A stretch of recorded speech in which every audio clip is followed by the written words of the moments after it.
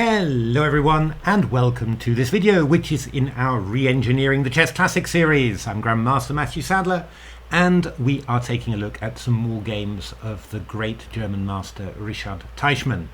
And this game is taken from his greatest triumph. This was the Karlsbad 1911 tournament, totally star-studded tournament, which he won very convincingly. Although his opponent in this game, Karl-Schlechter, who we've also looked at previously in this series, was his main rival. Schlechter started off with 7 straight wins, but then hit a bit more of a rocky patch, and this was kind of a crucial matchup in the 18th of, I think it was 25 rounds. They really took their tournament seriously in those days, and it was an absolutely sparkling win in interesting variation of the Lopez. So let's have a look how it went. Teichmann is white, Karl-Schlechter is black. So after e4, e5, knight f3, knight c6, knight f6 castles, bishop e7, no open Lopez with knight takes e4 from Schlechter, and after rook e1, b5, bishop b3, d6. Yeah, Frank Marshall hadn't yet got busy with his d5 ideas. So c3 castles, and now a very interesting choice from Teichmann, and it's one that he played twice in this tournament. He also defeated Rubinstein with it, so quite interesting. I mean, h3 intending d4 is the main line. D4 is another line, and this was played quite a lot by the English player Fred Yates. But Teichmann played the move d3. And well, this has been used subsequently, by very strong players as an interesting way of just avoiding the main lines. You're just going for the Lopez structure, and you're going to bring your knight round d2 to f1. You're going to get maybe some sort of attacking chances, and having the pawn on d3, it doesn't give black a clear target to aim for. So black has to decide for himself whether to play a move like d5 or whether to try and gain queenside space, where to put this light squared bishop. The decisions that are normally kind of made for black, because white comes with h3 and d4, black has to make for himself. And well, to be honest, I found this sort of play in the Lopez in human games very, very effective, because although if you give it to the engines, they play the black side superbly, humans tend to struggle a little bit with the black side, and very easy to end up in caught in a kingside attack, and that's exactly what happens to Schlechter, and also actually what happened to Rubinstein, and we'll see that Rubinstein game in a subsequent video. So Schlechter played knight a5, nothing wrong with that, bishop c2 and c5. Just very typical in the Lopez with black. I guess one of the points is, of course, you're gaining queenside and central space. It's also to try and sort of repair these queenside weaknesses that you've made. With a pawn on c7, it looks a little bit loose and exposed. Once its brother comes to c5, this looks like a much more flowing pawn structure. Knight bd2, and now just a little mannerism of Schlechter. We saw it in a previous game, and I'm trying to remember which one it was. But there Schlechter played the queen very early to c7 in these structures, which is perfectly fine, but it's normally, when white's gone d4, threatening to take on e5, or you might be able to open the c file. When white's just gone d3, you don't really feel the point of it yet. There are other moves that you could play that would be, maybe a little bit more relevant, like, for example, knight c6, which is what the engine suggests, and maybe you play h6 and bishop e6 and, look for d5 at some stage. You might play the queen to c7 later, but you might not need to. You might play rook e8, bishop f8 as an alternative way of covering the e5 pawn. There's nothing, really wrong with it. It's a reasonable developing move, but it's a bit of a mannerism and not strictly relevant in this position. So knight f1 from Teichmann. Teichmann's just getting his pieces towards the king side. Knight to c6, knight to e3 now. And now Schlechter starts making just a series of little inaccuracies, I suppose. Plays the move bishop b7.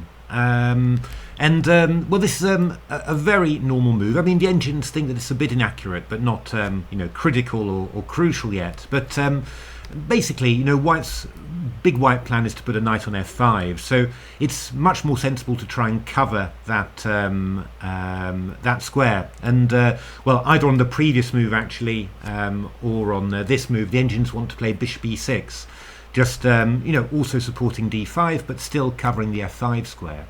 Now it's quite interesting because you can play the move knight g5, and this is the one that Tartakova gives in his annotations and says, yeah, bishop e6 is not good because of knight g5. Although he does sort of say, well, we should be trying to keep our bishop on the diagonal. The engines like bishop d7 here, and now it does actually get quite sharp. You got knight d5. Again, yeah, I'm sort of pointing to the queen on c7 when you sort of think, again, I don't quite know why it should be there. But takes, knight d8, and then d4, opening up the line of the bishop against the pawn. But here the engines like the slightly risky f5, or risky looking rather, f5, takes, and a4, you play h6 here. You're just driving away the knight there, and well, knight e6, takes, and now the engines like bishop c6. Leaving that pawn on e6, but well, covering everything, and you can defend the pawn with e4, and maybe this e6 pawn will be weak later. And yeah, quite interesting play for both sides. It's quite even. Little bit risky though. Needs a little bit of calculation there, which I think well, I think that's always the consequence of slightly yeah, inaccurate or slightly odd moves, like a very early queen c7. You always end up having to calculate just a little bit more. But that would have been the engine preference there. So after bishop b7, yeah, Teichmann played knight f5. The engines actually weren't particularly looking at knight f5 immediately. They were looking more at something like, for example, h3, and knight h2 and queen f3, and then supporting knight f5 in that way. And well, you can see that Stockfish here not wanting to play bishop c8 after bishop b7. That does sort of indicate, by the way, I think that that happens actually in a number of cases, that the engines say no, black's fine because black can play bishop c8 and bishop e6, and that probably indicates that that a human player is likely to get into trouble here because he's not going to take back that move, is he? So knight f5 played, rook e8, pretty natural. Actually, the engines preferred bishop d8 in this position. And this was also recommended by Reumin, well, when he annotated the game. I guess that was in the 20s or in the 30s. For example, if you go bishop d2, then bishop c8, and knight g3, bishop e6. That's what they want, rebuild the position. Or, for example, after bishop d8, yeah, knight g3, the engine's always wanting to take this knight back, which I don't really understand, but then d5 simply.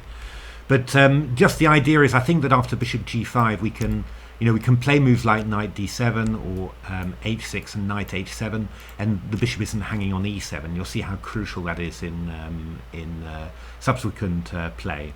So rook e8. And now bishop g5 from Teichmann, and this is getting actually starting to get a bit dangerous, and this is where Schlechter really needed to defend well. And actually, in a way, it's quite tricky because Schlechter really defends in the classical way. He sort of says, I shouldn't move pawns in front of my king when I'm being attacked, and he just tries to regroup his pieces, which should be the right way to do it. However, the engines just say, nah, not so important. h6, not knight d7 as Schlechter played, but h6. And what's the idea of h6? Actually, controlling this g5 square is very important. And after bishop h4, the engines play knight h7. And well, what you're going to see is that it's quite important, when you're defending, that your defense should actually have some sort of threat. And here you're saying, well, I can take this bishop on h4, and then, well, a knight coming onto h4 is not amazingly dangerous. The way that Schlechter does it, he plays the knight to d7, but he's not threatening to go bishop g5 because knight g5, the knight gets brought into play on a really dangerous square. So what that means is that defensive move isn't actually pushing the opponent to do anything. You're not really threatening to take on g5, so the opponent just carries on. When you play a move like like h6, bishop h4, knight h7. Well, bishop takes h4 is it's not really helping white enormously, and that's why the engines want to play bishop g3 in this position, just sidestepping that. And black plays bishop f8, looking for g6. Then the engines want to bring the knight back to e3, just avoid that and come back into d5. Now the knight's moved away to h7, and white's got a slight edge there, but black's got a solid Lopez, and with care and caution, then black can deal with that piece pressure.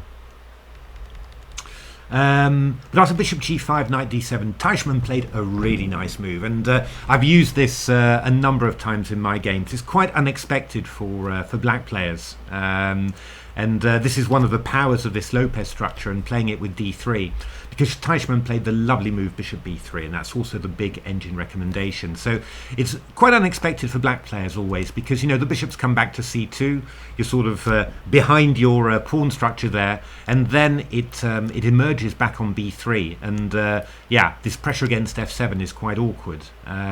Obviously, the knight was on a5 before. With the queen on c7, you had c5 to c4 as a possible block, but none of that is possible anymore. I mean, knight a5 impossible, of course, because the e7 bishop is hanging, not very easy to really work out how to do this. I mean, actually, the engines are already starting to see a clear advantage for white now.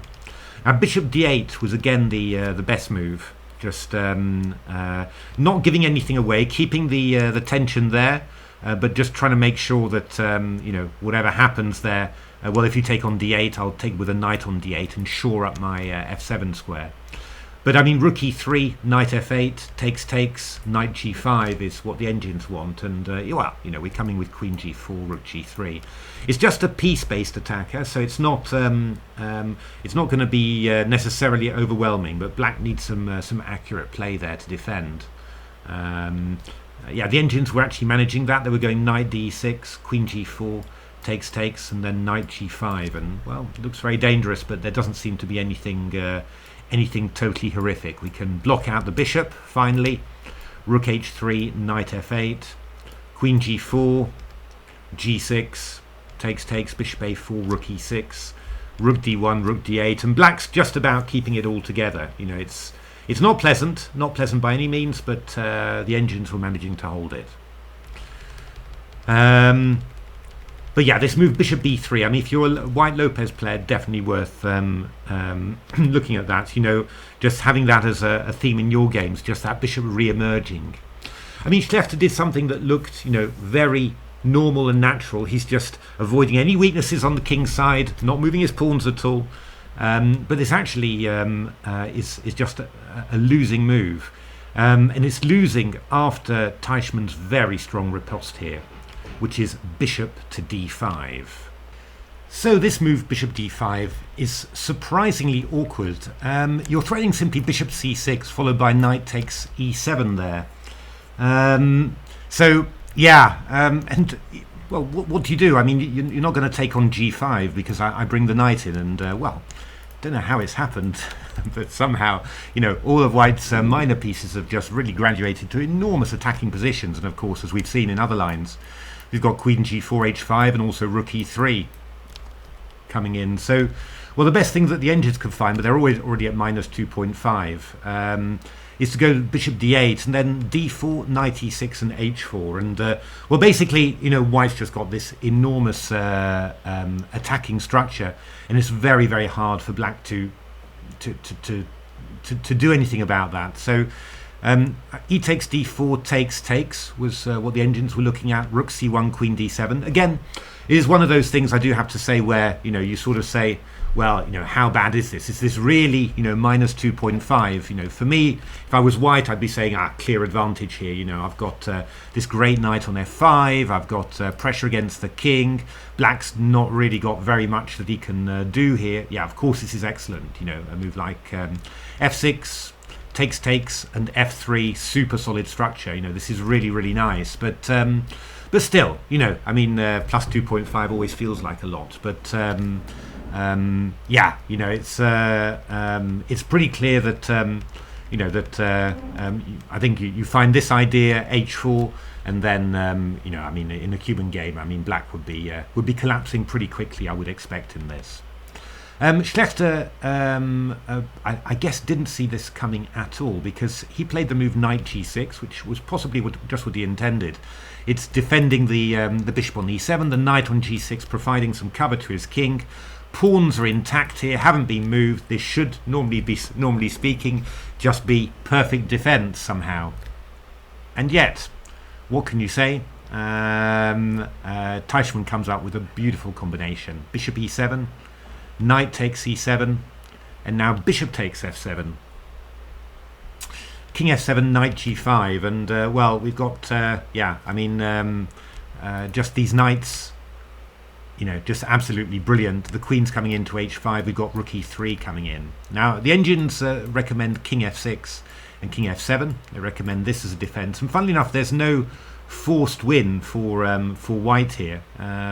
You go queen g4, g6, giving yourself a bit of room. Knight e3, bishop c8. You've got to cover this e6 square, otherwise the king can't retreat. Queen h4, queen d8, and then f4, rook h8, queen g3. But yeah, I mean, you know, black's managed to survive somehow, but it won't last for long. You're just going to double up on the f file, and then you're threatening stuff like fe and rook f7. So yeah, you know, I mean, it's this is was it dragon against stockfish? Stockfish felt the need to do that, but then we get queen h2, rook f1, knight d5. Yeah, you know, it's all over. But still quite intriguing that you know, you can still put up some sort of resistance with king f6 and king f7 there. Schlechter played king g8, and now queen h5, knight takes f5, queen h7, king f8. And now there's multiple ways to win. E takes f5 is quite a nice one. You're threatening f6 with this pin, and then you'll have queen h8 mate. I do quite like that one, but Schlechter just played queen takes f5 check. The king has to go back to g8 because king e7 allows queen e6 check, king d8, knight f7 wins the queen, and king f8 allows, very nice, I like this very much, knight h7 checkmate. And after king g8, very nice move now from Teichmann. From Teichmann, rook e3 is possible, but then black goes g6, and you know, can sort of come across here. Stockfish still thought that was just winning, but I thought Teichmann's queen g6 was very, very nice. Just creeping in, and you're just threatening rook e3 to h3, or even rook e3 to f3, followed by queen h7. So queen d7 played, rook e3. And here Schlechter resigned. Funnily enough, I'm sure Schlechter resigned because of king f8, rook f3, and rook f7, which is obviously just clearly winning.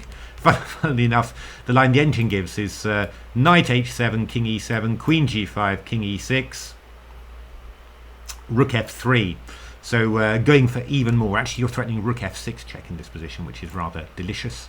So queen c8, and then queen g7, so just going for the old complete mating surroundings. So knight g5 check, or rook f6 threatened. So knight e7, then we go queen g4, and then the knight has to be given away, and then queen f7, and we take on b7, and it's all you know, completely winning. So sorry, king d8, we go queen g7, sorry, I'm hallucinating there, with rook f7 to follow, and it's completely winning. But yeah, I think that the Cuban approach would be just to win the queen and the g7 pawn, and then claim that that's well enough for a win. So there we are, really gorgeous game by Richard Teichmann, probably his most famous one. I think if you know one game of Teichmann's, then you probably know that one. I thought it was very nice. I mean, this d3 idea, he was a good theoretician, Teichmann, so very nice way of avoiding this and just playing a Lopez structure.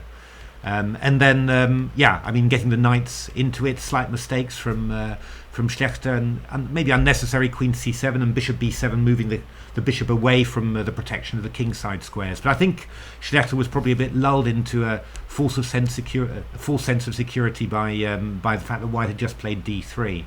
But I thought this was very nice. These bishop manoeuvres, you know, this bishop re-emerging unexpectedly on the diagonal, and then this bishop d5, very strong tactical idea.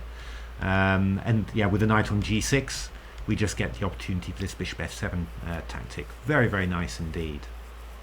So there we are. I hope you enjoyed it. I mean, I hope you're enjoying this about Richard Teichmann. I mean, he's virtually unknown. I mean, the only book that I've found about him is this one, very old one. You know, it's this thin. You know, so yeah, you know, he's really very little written about him. Whereas, you know, he really was, yeah, one of the best players of his generation. Just somehow didn't get the name. You know, anyway, I hope this is going to redress the balance just that little bit and give you an appreciation for this great player. And well, if you like the video, why not give a like, subscribe to the channel, tell your friends, get more people coming onto the channel. That's always nice. Take a look at my new book, Reengineering the Chess Classics, which is all about stuff like this, classic games, analysed with engines, discovering new stuff, highlighting you know, the great play of the classic players. And otherwise, you know, thanks very much for watching, and hope to see you at the next video. Thanks for watching.